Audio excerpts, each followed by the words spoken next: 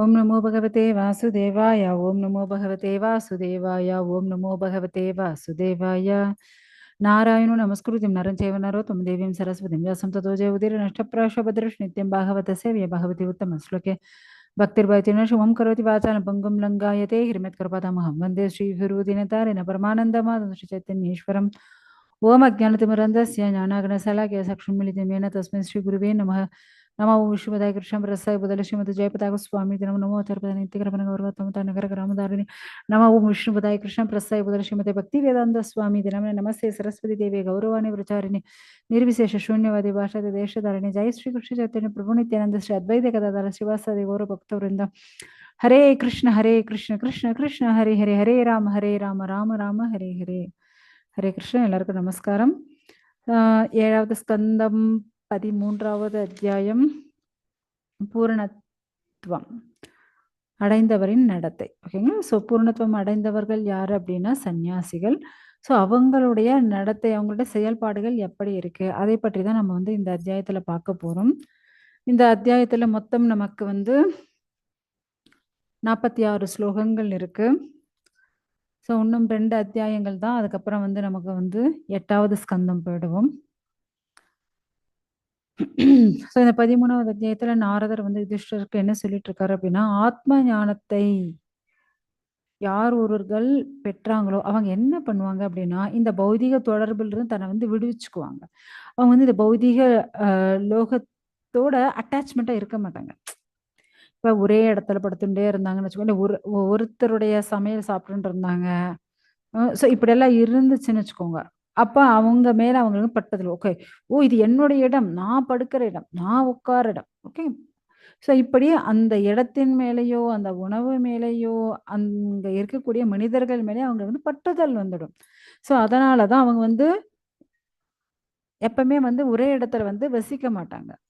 ஓகேங்களா? சன்னியாசிகள் வந்து ஒரு நாள் மட்டும்தான் அங்க வந்து தங்குவாங்க. மறுநாள் அந்த கிராமத்திலே இருக்க மாட்டாங்க, அந்த இடத்துலயே இருக்க மாட்டாங்க, நகர்ந்து போயிட்டே இருப்பாங்க. ஏன்னா அவங்களுடைய உண்மையான அந்த சந்நியாச வாழ்க்கைக்கு எது ரொம்ப ரொம்ப முக்கியம் அப்படின்னா இந்த பற்றில்லாத தன்மை. ஆக மொத்தத்தில் அவங்க வந்து என்ன பண்ணிட்டு இருப்பாங்க அப்படின்னா, கௌபீனம் கட்டின்னு இருப்பாங்க, அதாவது கோமணம் சொல்வா இல்லையா, ஸோ அதை கட்டின்னு இருப்பாங்க. தண்டம் கமண்டலம், அவ்வளோதான். இப்போ நம்ம இப்போ வெளி ஊருக்கோ வெளிநாட்டுக்கு எங்கேயோ போகிறோன்னு வச்சுக்கோங்க, நமக்கு ட்ரெஸ்ஸுக்கு, அப்புறம் நம்ம சாப்பிட்ற ஐட்டம்ஸு, நம்ம போட்டுக்கிற ஷூஸு, செப்பல், ஸோ இப்படி எல்லாத்தையும் என்ன பண்ணுவோம், அப்படியே பேக்கிங் பண்ணி எடுத்துகிட்டு சுற்றிட்டு இருப்போம். ஆனால் இவங்க வந்து அப்படி எதுவுமே இல்லை. எந்த ஒரு ப்ரொவிஷனோ மறு வேலைக்கு சாப்பிட்றதுக்கா எந்த ஒரு விஷயத்த அவங்க வந்து வச்சுட்டே இருக்க மாட்டாங்க. ஒரு தண்டம், ஒரு கமண்டலம், அவ்வளவுதான், முடிஞ்சது. அப்படியே அந்த சன்னியாசிகள் வந்து தெரிஞ்சுட்டு இருப்பாங்களாம். ஸோ அவங்க வந்து இப்ப சில சன்னியாசிகள் என்ன பண்ணுவாங்க அப்படின்னா, காடுகள்ல சுத்திண்டு காடுகள் இருக்கக்கூடிய சாப்பிட்டுண்டு இருப்பான். சில சன்னியாசிகள் வீடு வீடாக பிச்சை எடுத்துண்டு, ஓகேங்களா, ஸோ அதை வச்சு அவங்க வந்து மற்ற ஜீவராசிகளும் கொடுத்து அதுக்கப்புறம் அவங்களும் வந்து அதை வந்து சாப்பிடுவாங்க. அனைத்து ஜீவராசிகளுடைய நலம் விரும்பியாக அவங்க வந்து திகழ்வார்கள். ஓகேங்களா? அதே போல அவங்க வந்து அனைவரையும் பகவானுடைய அம்சமா தான் பார்ப்பாங்க. அதனால எந்த ஒரு இடத்துலையும் அவங்க வந்து நிலையாக தங்க மாட்டாங்க. ஏன்னா பகவான் பரமாத்மாவா எல்லா ஜீவராசி உலகடையும், அதாவது உள்ளேயும் இருப்பார் இல்லையா? ஸோ அந்த ஒரு இதுதான் அவங்க வந்து டைட்டா பிடிச்சுட்டு இருப்பாங்க. முக்கியமா அவங்க வந்து இவங்க மனுஷனா, மிருகமா, பறவையா அப்படிலாம் எந்த ஒரு வித்தியாசம் இல்லை. ஏன்னா எல்லாத்துக்குள்ளேயும் பகவான் இருக்கார். ஸோ அவங்க வந்து உணர்வோடு இருந்தாலும் சரி, உணர்வு இல்லாத நிலையில இருந்தாலும் சரி, அவங்க வந்து எப்பவுமே ஆத்ம ஞானத்தோட தான் இருப்பாங்க. எதன் மேலேயும் அவங்க வந்து பந்தப்படுறதே இல்லை, பந்தத்திலிருந்து விடுபட்டு இருப்பாங்க. ஸோ அப்படி ஒரு சிரேஷ்டமான ஆத்மாக்களாக அவங்க வந்து இருப்பாங்க. ஏன்னா பகவானே சொல்றாரு இல்லையா பகவத்கீதையில, என்ன அனைத்து ஜீவராசிக்குள்ளேயும் நான் இருக்கேன் அப்படின்னுட்டு. ஸோ அதனால பகவான் வந்து பரமாத்மாவா அனைத்து ஜீவராசிக்குள்ளேயும் அவர் வந்து நிச்சயமா இருக்காரு. ஏன்னா இந்த உடம்பு வந்து அழியக்கூடியது. நம்மளுடைய வாழ்நாள் வந்து எப்பவுமே நிலையாக இருக்கும்னு சொல்ல முடியுமா என்ன? கிடையாது. நிச்சயம் இல்லாதது. நமக்கு வாழ்வோ சாவோ இந்த இரண்டத்திலயும் நம்ம வந்து போராடிட்டு தான் இருக்கணும். நம்ம வந்து எதையும் வந்து ஏன்னா எதையும் நிறுத்த முடியாது. இப்ப காலத்தை நிறுத்த முடியுமா? முடியாது. ஏன்னா காலத்தின் பிரகாரம் அனைத்தும் நடந்துட்டே இருக்கும். ஸோ அத காலத்தை நிறுத்த முடியும். எதையும் நம்ம பண்ண முடியாது. நீங்க பார்த்தீங்க அப்படின்னா, சில பேர் டைம் இஸ் கோல்ட். காலத்தை வீணடிக்க கூடாது. ஆனால் சில பேர் என்ன பண்ணுவாங்க அப்படின்னா, சாதாரண செய்தித்தாள்கள், நாடங்கள் நாடகங்கள் பார்க்கறது, சில பேர் வந்து நாவல்கள் படிக்கிறது, சில பேர் வந்து இந்த சஞ்சிகை அதான் மாதத்துக்கு ஒரு வாட்டி வர்றது, இல்ல வாரத்துக்கு ஒரு நாள் வரக்கூடிய புக்ஸ் அத படிக்கிறது. ஸோ இதால அவங்களுடைய டைம் தான் வேஸ்ட் ஆகும். ஸோ அவங்களுக்கு ஆத்ம ஞானம் பெருகுமா அப்படின்னா கிடையாது.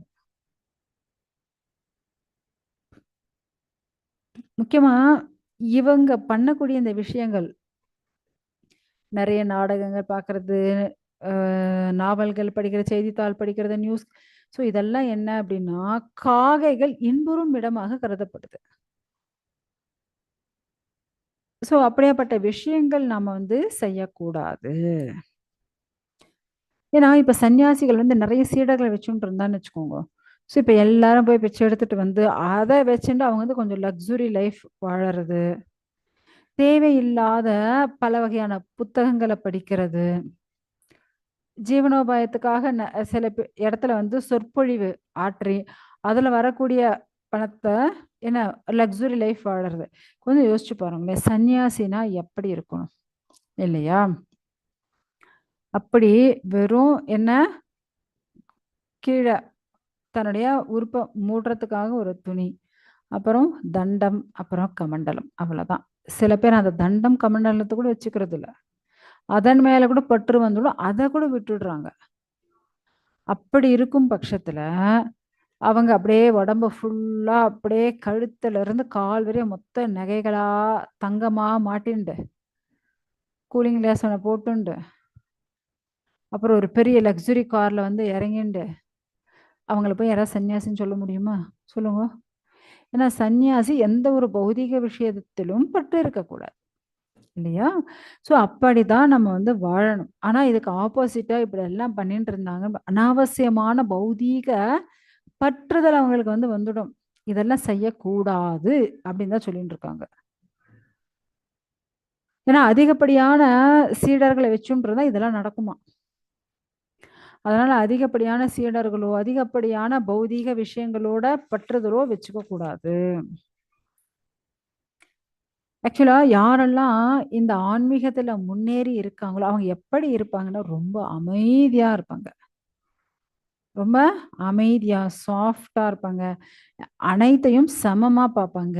கையில திரிதண்டம் இருக்கும், கமண்டலம் இருக்கும். அவ்வளோதான். அவங்கள பார்க்கும்போது, ஓகே சன்னியாசி அப்படின்னு நம்ம வந்து தெரிஞ்சுக்கலாம். அதுக்கு ஆப்போசிட்டா ஃபுல் தங்கத்தால இழைச்சு சாரி போட்டுட்டு இருந்தாங்கன்னு வச்சுக்கோங்க. அவங்கள போய் யாராவது சன்னியாசின்னு சொல்லலாமா? முடியாது. இல்லையா? ஸோ இப்படி அவங்கள பார்க்கும்போதே நமக்கு தெரிஞ்சிடும். அவங்க சன்னியாசிகள் எப்படி இருப்பாங்க அப்படின்னா, ரொம்ப அமைதியா இருப்பாங்க. ஆக்சுவலா இவங்களுக்கு பேச்சு வருமா வராதா? அப்படின்ற அளவுக்கு நமக்கே சந்தேகம். அப்படி ஊமைய போல இருப்பாங்க. ஏன்னா அவங்க எப்பவுமே அவங்களுடைய பிரக்ஞை, அந்த உணர்வு வந்து பகவானுடைய உணர்விலேயே இருப்பாங்க. ஸோ ஒரு முறை பிரகலாத் மகராஜ் என்ன பண்றாரு, தன்னுடைய ராஜ்யத்த அப்படியே சுத்தி பார்த்துன்னு இருக்காரு. அப்படி பார்த்துண்டு வரும்போது, ஒரு இடத்துல பார்க்குறார். காட்டுக்குள்ள பார்க்குறாரு. ஸோ பார்க்கும்போது அங்க என்ன இருக்கு அப்படின்னா, ஒரு சன்னியாசி இருக்காரு. அவர் வந்து எப்படி இருக்கார் அப்படின்னா படுத்துட்டு இருக்கார். அதுவும் எந்த இடம் அப்படின்னா காவேரி நதி கரை. காவேரி நதி கரையில சஹ்யம் அப்படின்ற ஒரு மலை இருக்கு. அந்த மலையில ஒரு துறவி ஃபுல்லா உடம்பெல்லாம் அழுக்கா புழுதி மண்ணால அப்படியே மண்ணுல புரண்டுன்னு படுத்துட்டு இருக்காரு. பாக்குறாரு. பிரகலாத் மகாராஜ் பாக்குறாரு, என்ன இவரு, இவர் கை கால் விரலையோ இல்ல நன்னா இருக்கு, உடம்பு முடியலையோ இல்ல நன்னாவே இருக்கு, எந்த ஒரு பிரச்சனையும் இல்ல, நல்லாவே இருக்காரு, தேகமும் ரொம்ப நல்லா இருக்கு, எந்த ஒரு குறையும் கிடையாது. ஆனா இவர் ஏன் இப்படி மண்ணுல இருக்கார் அப்படின்ட்டு அவருக்கே டவுட். ஸோ அதுக்கப்புறம் அவர் என்ன பண்றாரு அப்படின்னா பிரகலாத் மகாராஜ் அவர்கிட்டயே போய் கேட்கிறாரு, சுவாமி நீங்க யாரு, எதுக்காக நீங்க இப்படி இருக்கீங்க? அப்ப அந்த சன்னியாசி சொல்றார், நான் வந்து மலைப்பாம்பு போல என்னுடைய வாழ்க்கையை நடத்தின்னு இருக்கேன். ஸோ யாராவது எடுத்துன்னு வந்து, மலைப்பாம்பு என்ன பண்ணும், அது இருக்கிற இடத்துக்கு ஏதாவது ஒண்ணு வந்தா அதை சாப்பிடும், அவ்வளவுதான். மற்றபடி அது வந்து உணவுக்காக உணவை தேடி எல்லாம் போகாது இல்லையா? ஸோ அது போல நான் வந்து அப்படிதான் வாழ்ந்துட்டு இருக்கேன். சுவாமி நீங்க வந்து இவ்வளவு பருத்து இருக்கீங்க, அதான் நல்லா குண்டா இருக்கீங்க, நீங்க ஜீவனோபாயத்திற்காக எங்கேயாவது போறீங்களா வரீங்களா, உங்களுடைய பசிக்கு நீங்க என்ன பண்றீங்க, எப்படி இப்படி படுத்துட்டே இருக்கீங்க? ஆக்சுவலா உங்களை பார்க்கும்போது எப்படி இருக்குன்னா ஏதோ பெரிய செல்வந்தன் போல, நல்ல திடகாத்திரமா குண்டா நல்லா கொழு கொழுன்னு இருக்கீங்க. ம். ஸோ அப்படி இருக்கும்போது அஜகர விருத்தி பண்றேன்னு நீங்க சொல்றீங்க.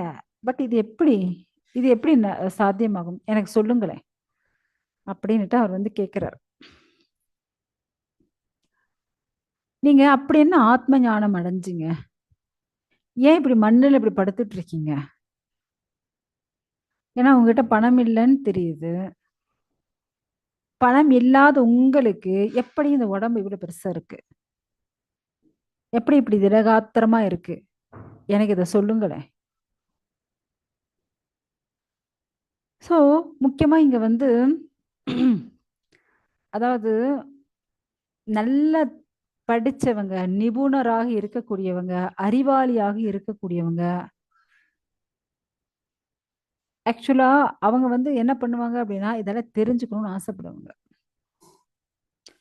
ஏன்னா இவர் ராஜா இல்லையா, இந்த துறவி எப்படி வாழறார், அந்த துறவு வாழ்க்கை எப்படி இருக்கு அப்படின்னுட்டு அதை தெரிஞ்சுக்கணும்னு இவருக்கு ஆசை வந்துடுச்சு. யாரு, பிரகலாத் மகாராஜுக்கு. சோ பிரகலாதர் இப்படி கேட்கவே அப்ப வந்து அந்த சன்னியாசி சொல்ல ஆரம்பிக்கிறார், ஓ தைத்திய ராஜனான பிரகலாதனே, நீ கேள்வி கேட்டது ரொம்ப நல்லதுதான். உன்னுடைய அமுதம் போன்ற உன்னுடைய வார்த்தைகள் எனக்கு ரொம்ப வசீகரத்தை கொடுக்குது. உன்னுடைய கேள்விக்கு நான் வந்து பதில் சொல்றேன்ப்பா. இப்ப அந்த பிராமணர் என்ன பேசுறாரு அப்படின்னா, அசுரர்களில் சிறந்தவனே. ஆக்சுவலா இந்த பௌதீக உலகத்துல நாகரீகம், நாகரீக மனிதர்கள் எப்படி இருப்பாங்க இல்லையா? சோ அப்படி முன்னேற்றம் அடைந்த நாகரீக மனிதர்கள் எப்ப பார்த்தாலும் என்ன பண்ணுவாங்க, பணம் பணம் பணம், பணத்து பின்னாடியே ஓடிட்டு இருப்பாங்க.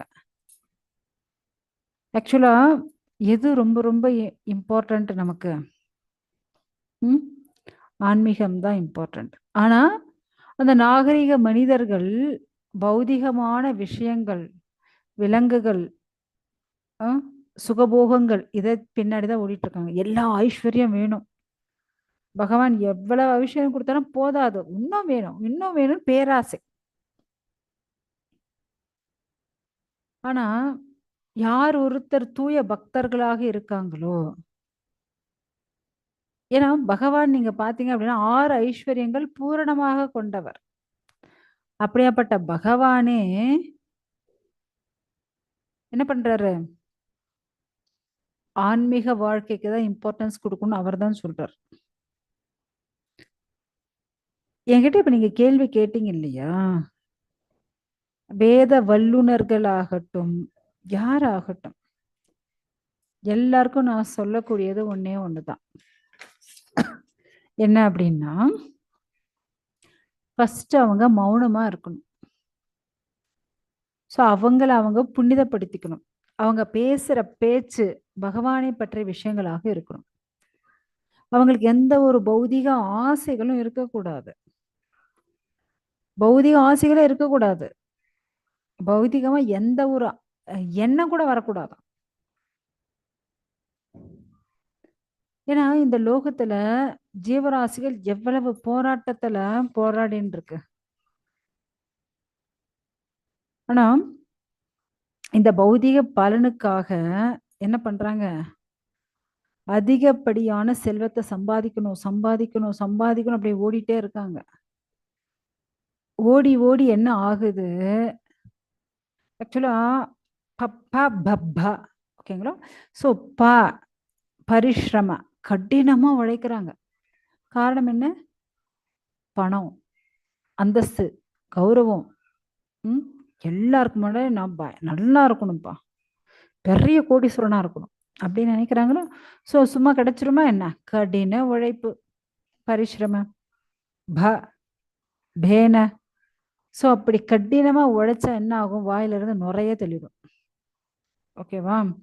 ஒரு குதிரைக்கு ரொம்ப கடுமையா உழைச்சதுன்னு என்ன ஆகும்? அப்படியே குதிரையோட வாயிலிருந்து நுரையா வந்துடும். அது போலதான். அடுத்தது பேர்த்ததா. ஸோ இதனால பணத்துக்காக மற்றவங்களை ஏமாத்துறது. இதனால அவங்களுக்கு பயமும் வரும். இப்படியே அவங்க பணம் பணம் பணத்து பின்னாடி ஓடி கடைசியில மிருத்யு.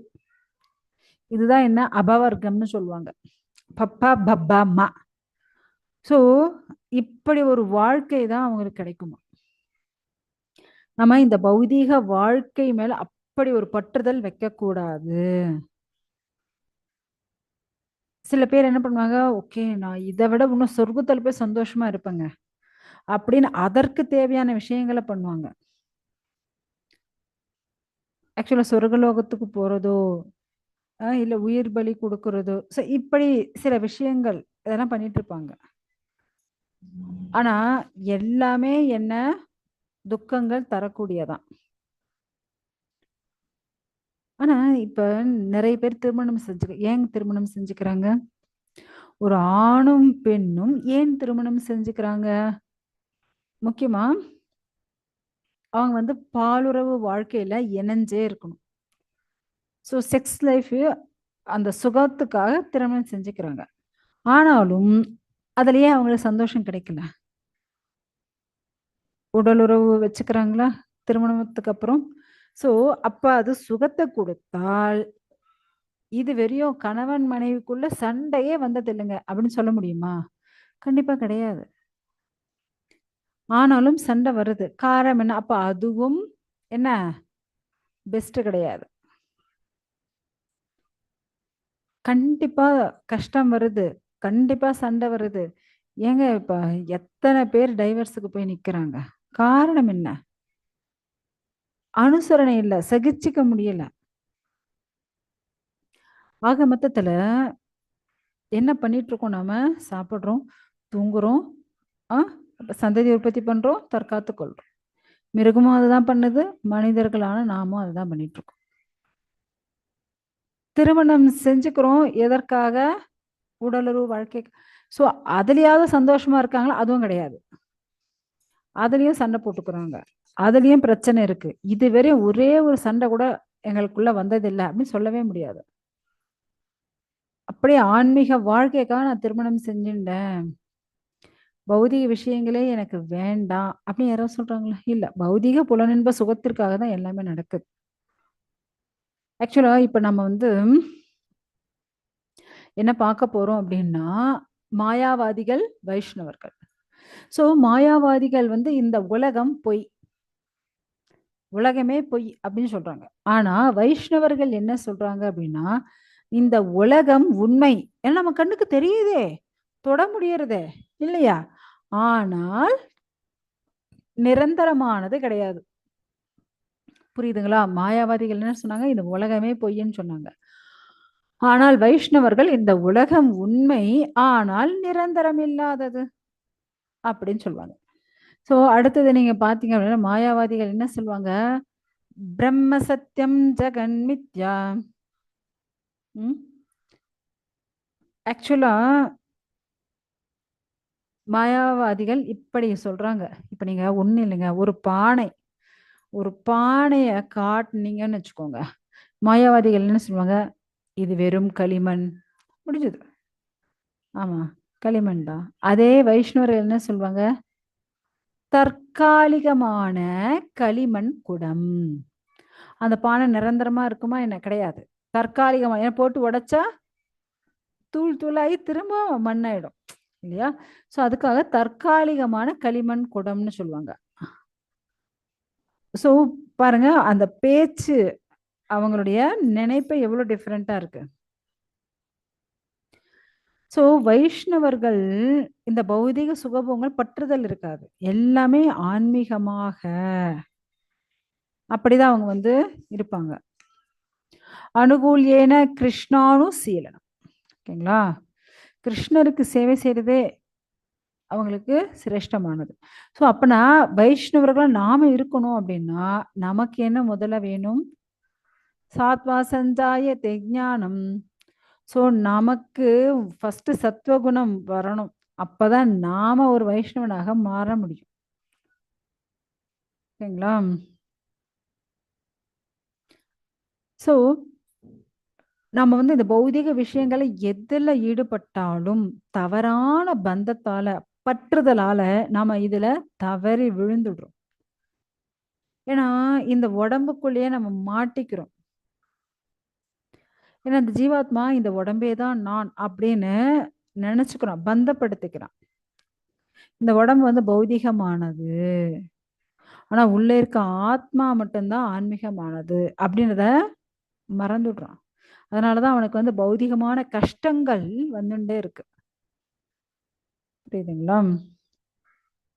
சோ இப்படி அறியாமையுடைய காரணத்தால, அறியாமையில் இருக்கும் யாரெல்லாம் நாம் ஆத்மா நினைச்சுட்டோம் சொல்லுங்க. ஆத்மா அப்படின்னு நாம நினைச்சுண்டா இந்த பௌதிக விஷயங்கள் மேல பட்டதிலே வராது, ஆசையே வராது. எனக்கு அந்த புடவை வேணும், இந்த நகை வேணும், இந்த வீடு வேணும், இந்த கார் வேணும். சோ இப்படி எதையும் நம்ம கேட்கவே மாட்டோம். ஆண்களும் இப்படியாப்பட்ட பௌதிக விஷயத்துக்குள்ள அவங்களும் வரப்போறது இல்ல. ஆக்சுவலா நம்ம அறியாமை காரணத்தால இப்ப புல்லால ஒரு கிணறு மூடப்பட்டு இருக்குன்னு வச்சுக்கோங்க. மான் அப்படியே தண்ணி தேடிட்டு அங்க ஓகே வெறும் புல்லுதான் இருக்கு அப்படின்னு போயிடும். அது போல உண்மையான ஆனந்தம் எங்க? ஆன்மீகமான அந்த ஆனந்தம் ஆத்மாவோட சம்பந்தப்பட்டது. ஆனா நம்ம எதை தேடின்னு இருக்கோம்? ஜட உடல், ஜட உலக மகிழ்ச்சியை தான் தேடின்னு இருக்கோம். அது பின்னாடிதான் அலைஞ்சுட்டு இருக்கோம். புரியுதுங்களா? தவறு யாருடையது? நம்மளுடையது. நாம மகிழ்ச்சியா இருக்கணும், ஆனந்தமா இருக்கணும் அப்படின்னு தான் யோசிக்கிறோம். ஆனா இது அனைத்திற்கும் கட்டுப்படுத்தக்கூடியவன் யாரு? பகவான். நாம சந்தோஷமா இருக்கிறதுக்கு என்னென்னவோ திட்டமெல்லாம் போடுறோம். ஆனா எல்லா திட்டமும் நிறைவேறுதா? கிடையாது. தோல்வியும் அடையுது. காரணம் என்ன? அது பகவானுடைய இச்சை. பகவான் என்ன திட்டம் போட்டா அதுதான் நடக்கும். நீங்க திட்டம் போட்டா ஏன் நடக்கலன்னு நம்ம கேட்க முடியாது. சோ பகவானுடைய திட்டத்துக்கு தகுந்தா போல நாம நடந்துக்கணும். ஓகேங்களா? ஏன்னா இந்த பௌதீக லோகமே என்ன? மாயை தான். துக்காலயம் அசாஸ்வதம். சோ அதை விட்டு நாம பக்திக்கு போகணும். முக்கியமா ஆத்தியாத்மிகா. சோ ஆத்தியாத்மிக அதிபி அப்படின்னா என்ன அப்படின்னா பௌதிகமான 3 வகையான துன்பங்கள். அதிபௌத்திகா, அதி ஆத்மிகா, அதி தெய்வீகா. சோ அதிபௌத்திகா மற்றவங்களால நமக்கு வரக்கூடிய கஷ்டங்கள். மற்றவங்க நம்மளை திட்டுறதோ இல்ல அடிக்கிறதோ ஏதோ ஒண்ணு பேசிடுறான்னு வச்சுக்கோங்க. சோ அது அதிபௌத்திகா. அதி ஆத்மிகா நம்ம உடம்பே நம்மள படுத்துறது, என்னவோ உடம்பு வலி, தலைவலி, ஏதோ ஒண்ணு வந்துடுது.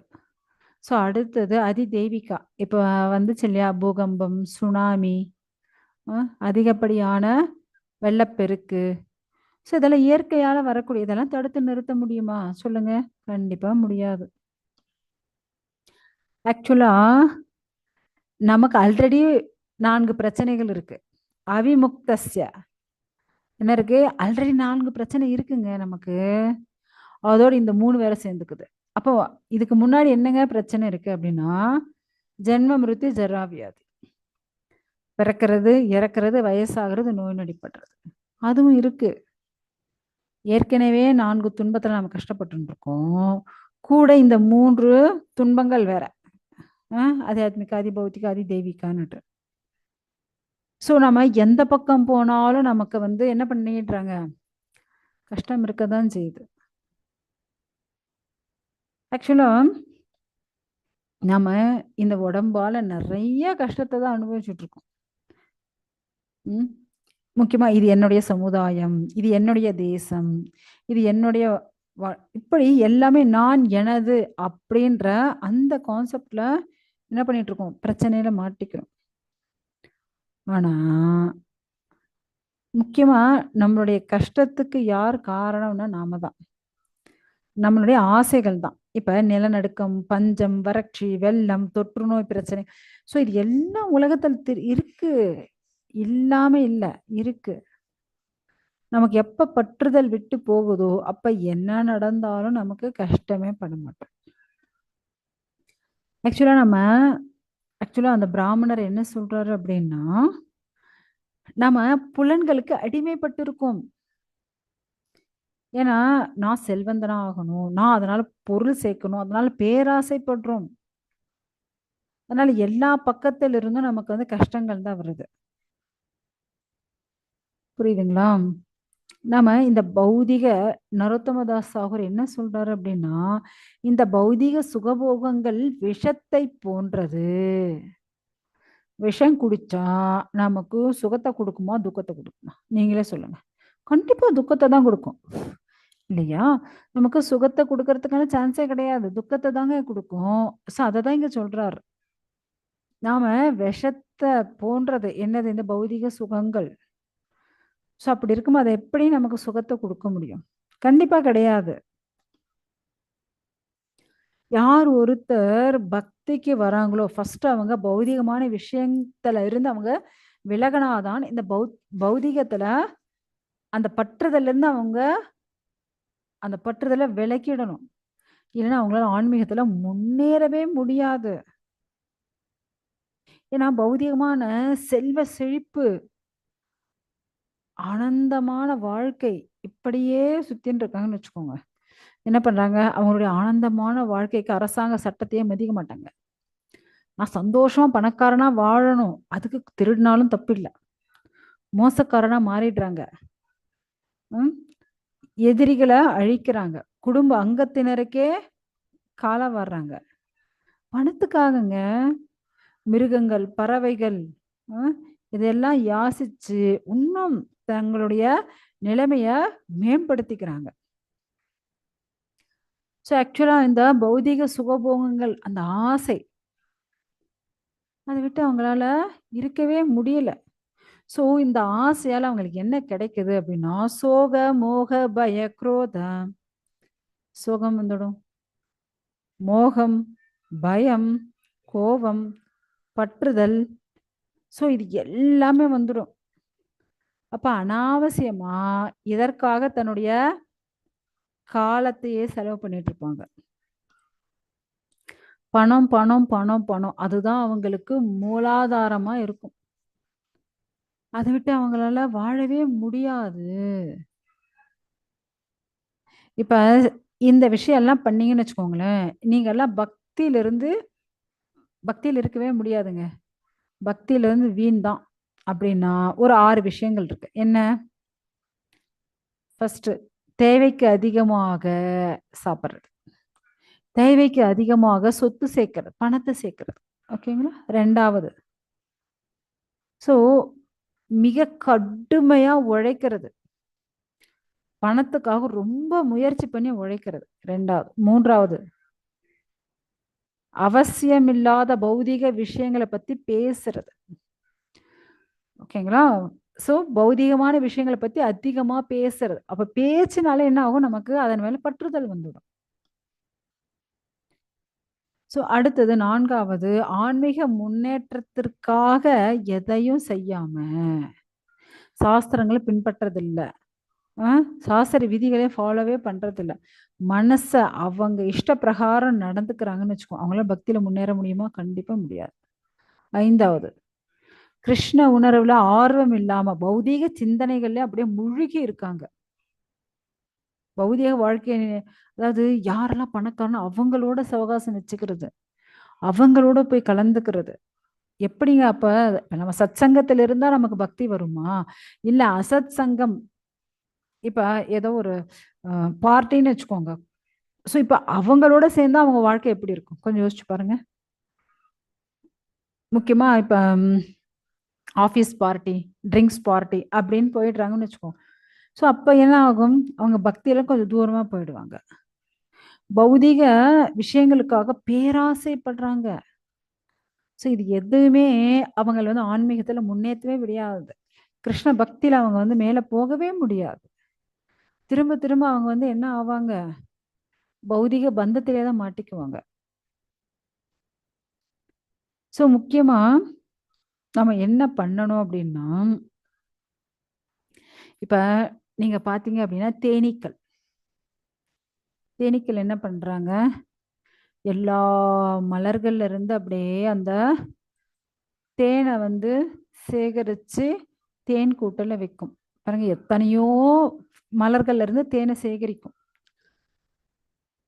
சேகரிச்சு அந்த தேன் கூடுல சேர்த்து வைக்கும் அந்த தேனை.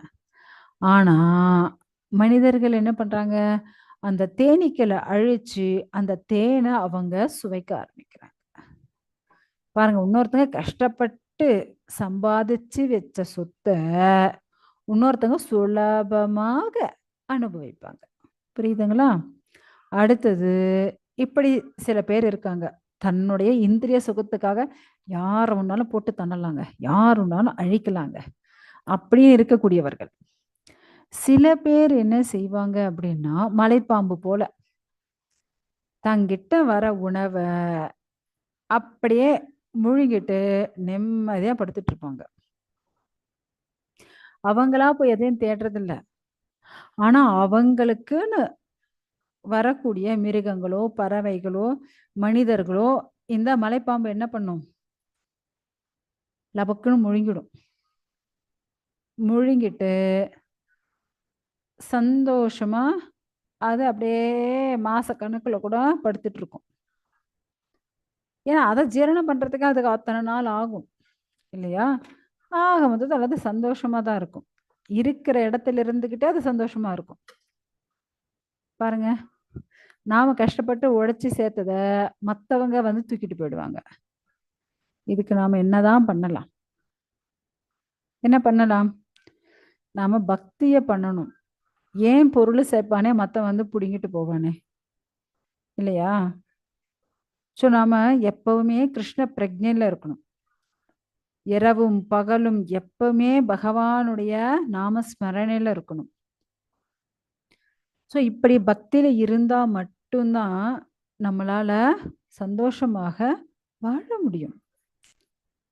இல்லைன்னு வச்சுக்கோங்க. இப்ப இங்க வந்து நமக்கு வந்து லைஃப் ஸ்டைல் அவதூதர்கள், இப்ப பேசின்னு இருக்காரு இல்லையா அந்த பிராமணர் அவதூதர். ஸோ அவர் வந்து தன்னுடைய உணவு ஹேபிட் எப்படி இருக்கும்? சாப்பிடுற விஷயம் எப்படி இருக்கும்?